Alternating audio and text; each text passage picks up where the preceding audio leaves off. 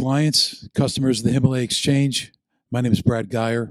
I represent you, and I wanted to give you a briefing on where we stand in our action against the United States government to get your money returned. Last Friday, we submitted a reply against the Department of Justice's objections to our motion to return your property. Our detailed response systematically dismantled the Department of Justice's objections and exposed severe flaws in their arguments. In their reply, which was filed only 24 hours after the court quickly ordered the government to respond to our motion by December 19th, the government referred to you as, quote, purported customers, unquote, as if you don't exist, as if you're not genuine Himalaya customers, as if you're not authentic, and that is preposterous. And in our reply to their response, we explained exactly why that was, and we notified the court that given the Department of Justice's baseless skepticism about your authenticity and the fact that you really exist, we asked the exchange to have an independent law firm retain an independent auditing firm to audit my clients and confirm for submission to the court that you actually exist. This is no reason to be concerned. There's no personal information about any of you that is being disclosed. The government also questioned whether I had the authority or the standing to march into the district court and make the filing that I did. The judge, as I said, responded to our filing within 24 hours. And the court has yet to rule, but we're very hopeful that the court will see the wisdom of having you effectively represented.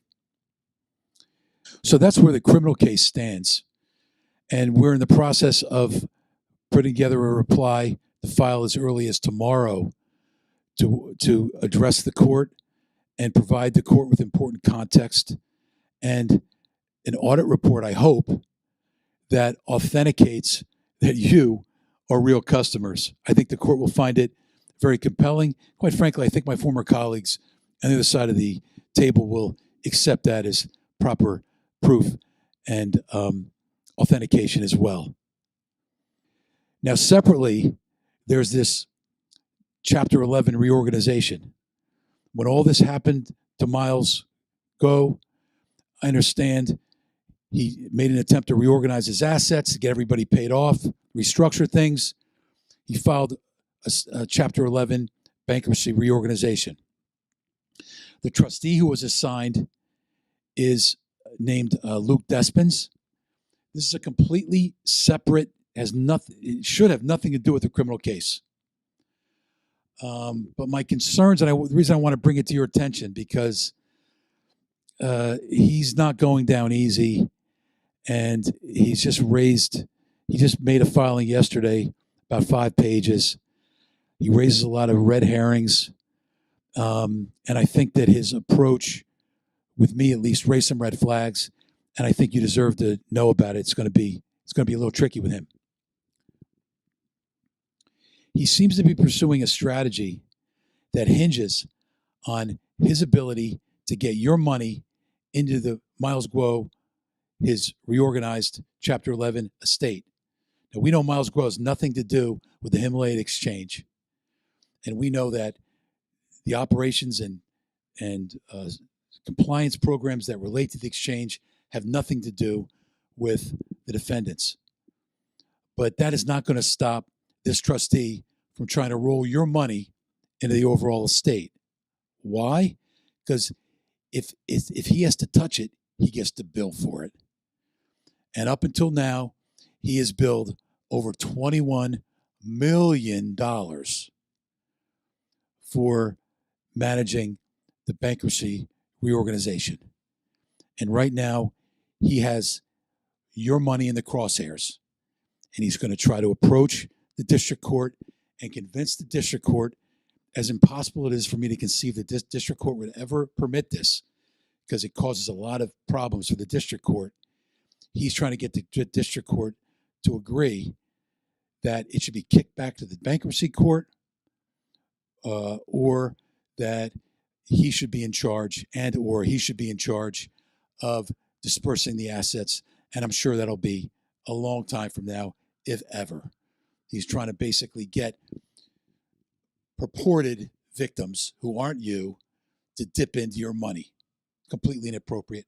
We're going to fight it. He tips his hand, and I think shows impure motive in some of his statements to the bankruptcy court, because I've reviewed the transcripts.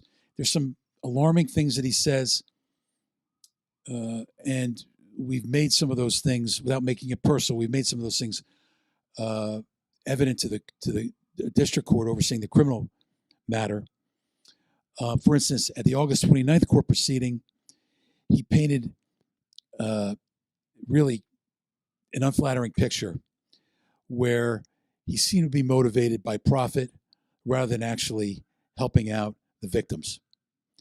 His ambiguous stance on defining victims, where it's sort of like he gets to determine who the victims are and who can file for claims against the estate. He seems to think that it's solely within his prerogative. The best approach that we can hope for is that the criminal court will exert supervisory control and supervision over the government and me, your counsel, so that we can provide the government with whatever authentication they need to get you your money back.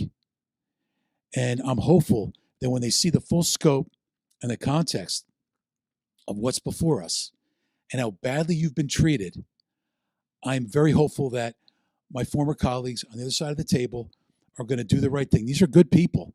They're devoted public servants, and they really don't like when victims are mistreated. And I think that when we explain to them exactly what's happened here, we give them the full context, I anticipate that they're actually going to help us to make this right. So keep your chin up. Lastly, I want to make a point, an important point about customer safety. And I want you to know that I am personally protecting you.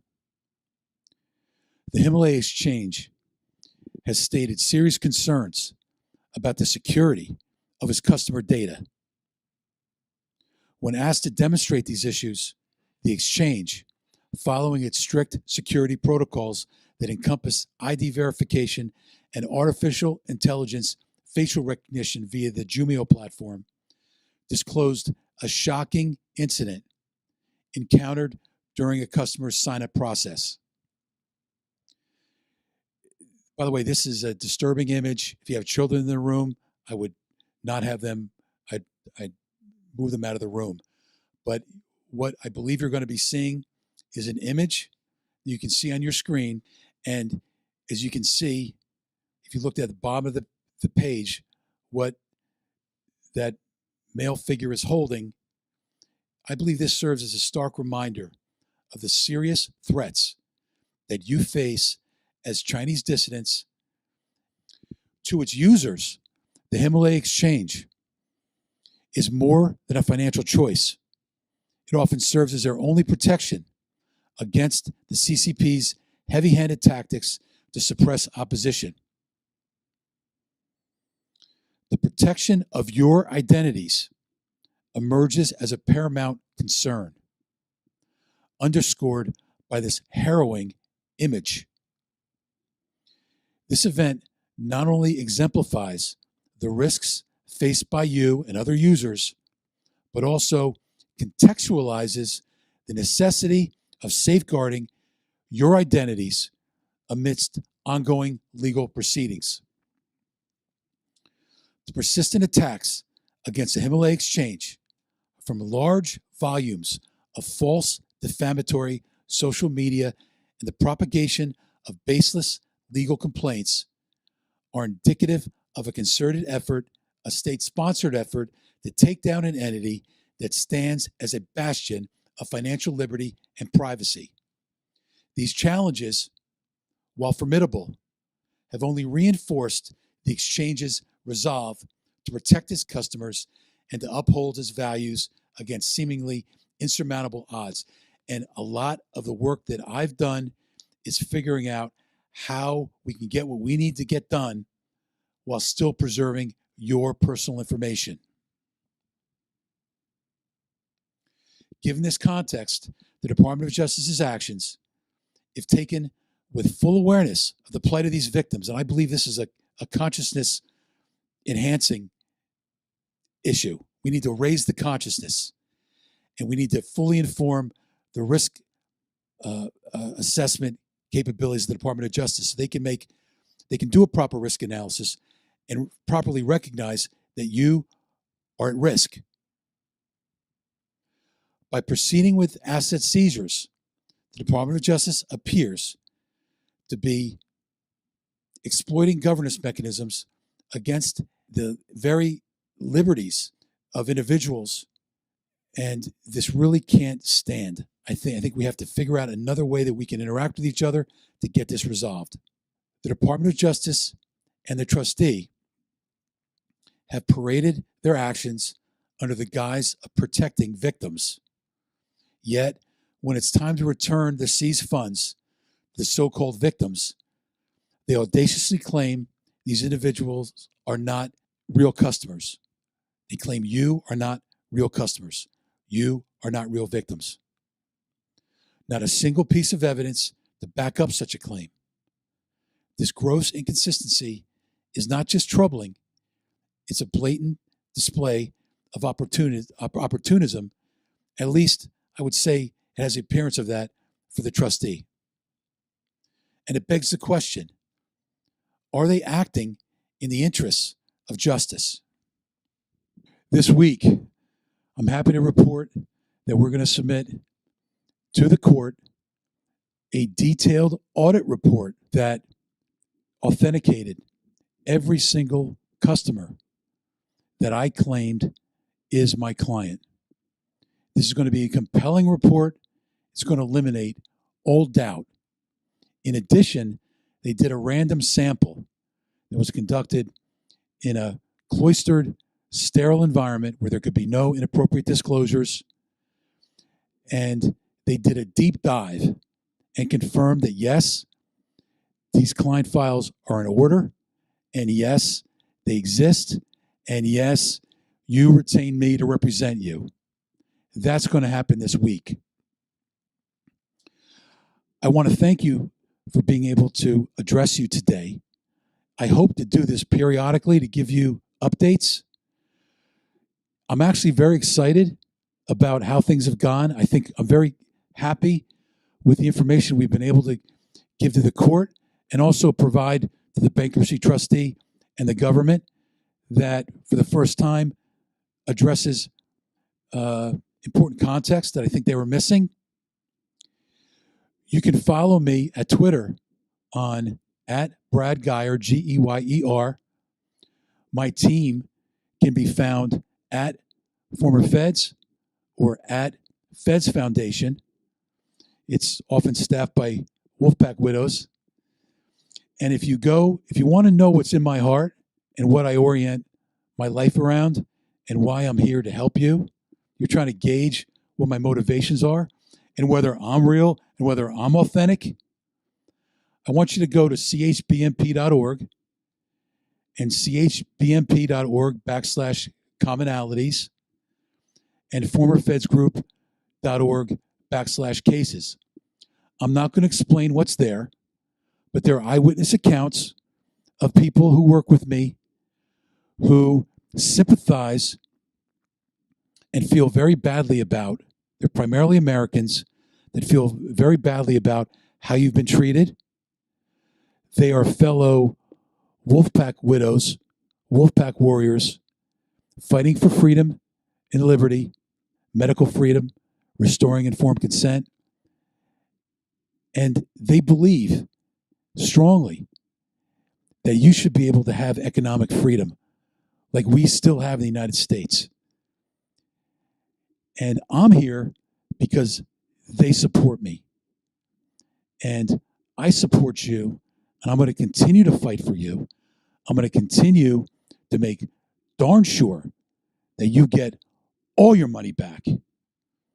And I want to let you know that I'm more optimistic than ever that that is going to happen very soon.